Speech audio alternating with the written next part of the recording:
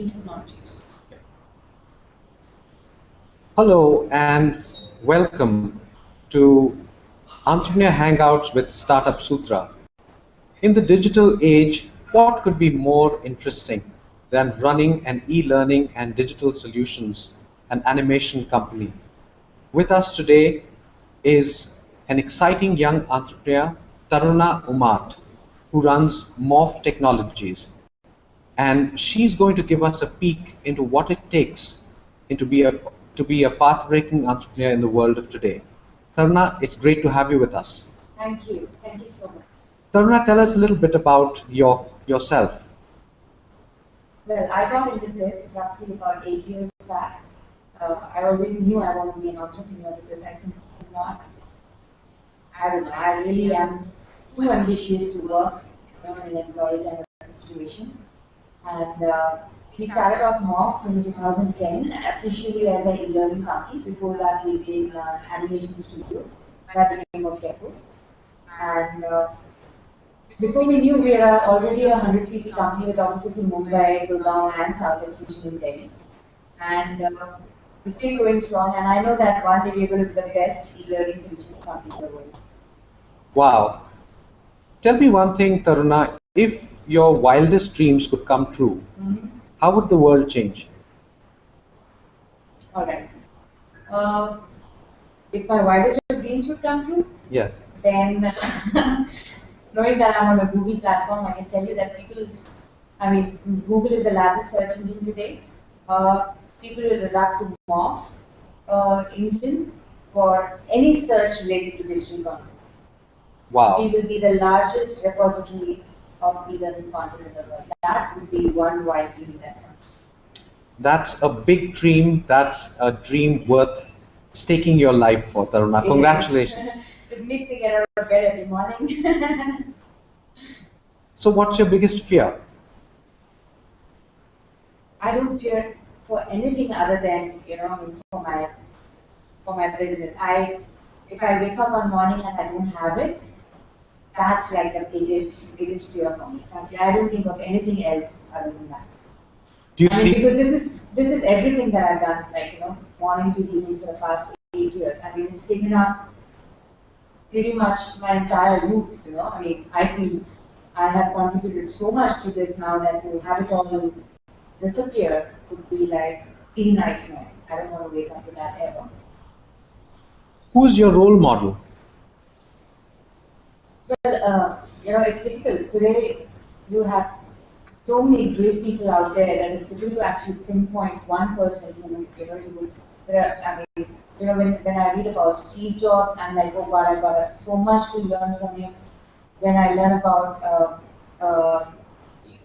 certain very great business people who have inspiring stories, Harvard case studies, I almost always get inspired, from every nook and corner, there's inspiration coming in from everywhere, and that's what keeps me going. In fact, you know what? Sometimes I find inspiration in even common people. I keep observing them around me, and I see, how in little ways in their own lives they're so conscientious about, doing their jobs perfect. Every small thing that I can take from them, I try to take as much as possible. For me, I'm a very receptive person when it comes to you know noticing small greatnesses in people. And I frankly have a great thirst for this. And I really feel there's a lot that needs to be perfected out here in me. So I have to be constantly on the lookout. Taruna, what is a message that you'd like to give for women entrepreneurs? Or do you think such a message is unnecessary? No, there has to be a message. One, because women in India are not motivated. One thing that I do not appreciate about I don't know why. I think maybe when even I was at that age, probably the only dream that a girl probably most of the girls have probably is, you know, one way or the other. They would have other dreams of becoming a career girl, and picking up a job, having their own business. They might have those dreams, but all of them have just one thing which they center their lives around, which is one day I will get married, have children, and settle down.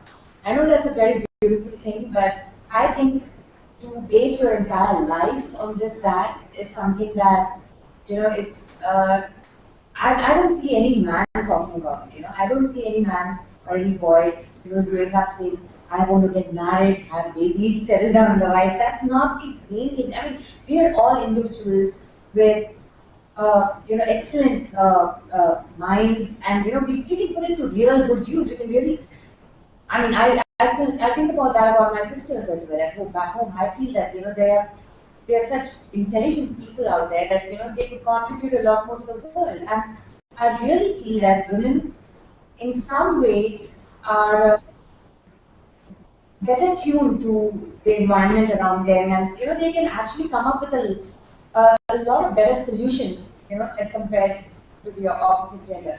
So I so I feel that women out there need to really come out of that mindset of just getting married and settling down. I feel that the focus should be mainly to first contribute to the world in whichever way possible. Uh, Objectively not looking at just family life, and then family life is something that should always be, probably okay. After you have achieved, you proved yourself, then that's my take on it. So, Taruna, you have a co-founder Yeah. who's male, Yeah. and can you tell me about how you think differently from him? Oh, we are the North Pole and the South Pole. That's probably why we're still somewhere in the middle out there, because he's a completely creative person, the creative bent of mind, and I'm entirely different in terms of I'm quite logical and extremely direct, straightforward. I mean, I'm he he is a bit of a how really different. I'm a short-sighted person. I have a small-term vision. I want things done here and now. I believe in achieving small targets.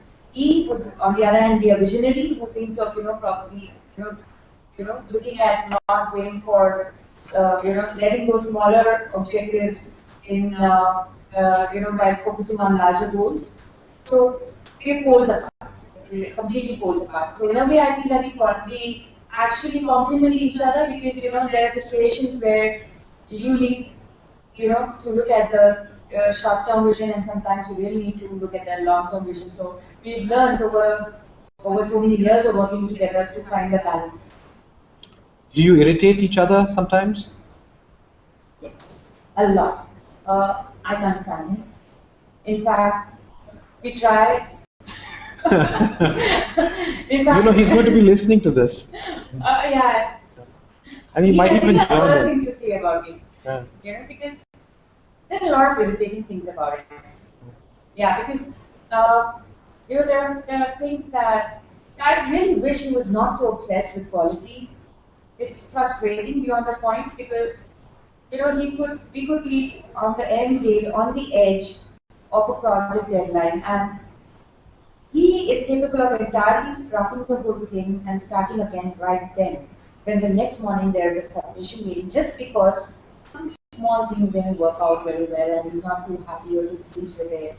You know, so in India we call it sunkiness, and I feel he's sunky. And what does he feel you are? I would say the one word that I can use for me is stuck up, or I don't know. You better ask him that. That time will Because he come. doesn't speak in front of me, probably. I don't know enough of what he says about me. Do you find it easy to fire employees? Yeah. I, when I make up my mind, I do. The reason is because, you know, if somebody is working with us, we generally develop a connect with the person, you know, and we generally do everything in our capacity to be accommodating as far as possible. But if we do not see that connect, or if we do not see that after all our efforts and after all the effort in orienting the employee towards uh, the company's goals, visions, if still the employee is not, I don't think we should take too much time and waste each other's time. We should just basically talk it out and let it go. Thank you so much, Taruna. That was absolutely amazing talking to you. Thanks. I hope it's been useful. Taruna Umat, an amazing young woman of emerging India who tells women to do more than wait for marriage, to contribute to the world they live in the many ways that they are capable of. Taruna, thank you for your time. Thank you so much.